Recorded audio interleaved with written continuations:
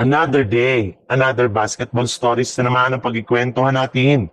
At ngayon nga, yung balitang pagkuhang muli ng Los Angeles Lakers kay Anthony Davis. At ang balitang gusto na nga daw ni Giannis na lumipat sa Golden State Warriors. Kagaya nga ng napag-usapan natin, kahit ayaw nga ni Anthony Davis ang pag-trade sa kanya ng Lakers sa Dallas Mavericks, ay wala rin naman nga siya ditong magagawa. Pero sa kabila nga niya ay marami pa rin ngang nagtatanong kung kaya pa ba nga ng Lakers na makuha si Davis mula sa Mavericks sa isang trade. Lalo pat sobrang lamya nga ng kanyang ipinapakitang performance sa kanilang mga nakalipas na laban ngayon ng season. Well, napakarami rin naman nga daw pong trade idea ngayon ang nagsilabasan para masungkit muli ng Lakers si Anthony Davis. Gamit si Austin Reeves, Rui Hachimura, Dalton Kenick at Gabe Vincent at Maxi Kleber.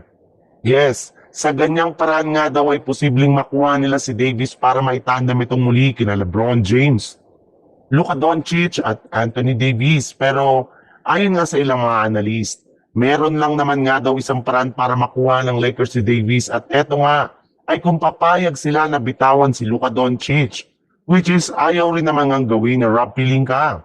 Kaya sa madaling salita, posibleng wala silang magawang trade ngayong season ng Dallas Mavericks. Sa ibang balita naman, kahit man nga nagagawa na ng Golden State Warriors na makakuha ng panalo, ay hindi pa rin nga dito pinaglalaro ang kanilang batang player na si Jonathan Kuminga na DNP ng ilang beses sa kanilang mga nakalipas na laro ngayong regular season.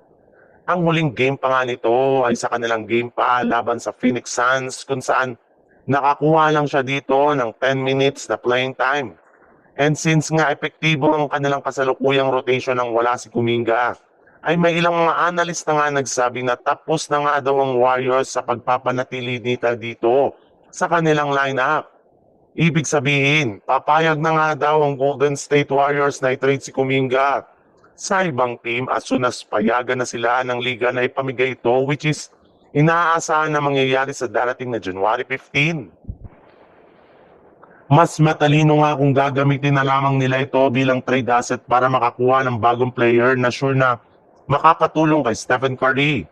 Kaya pwede na nga daw itong gamitin para masungkit ang matagal na nilang target na si Giannis Antetokounmpo, na inamin na rin naman nga na gustong maglaro para sa Golden State Warriors.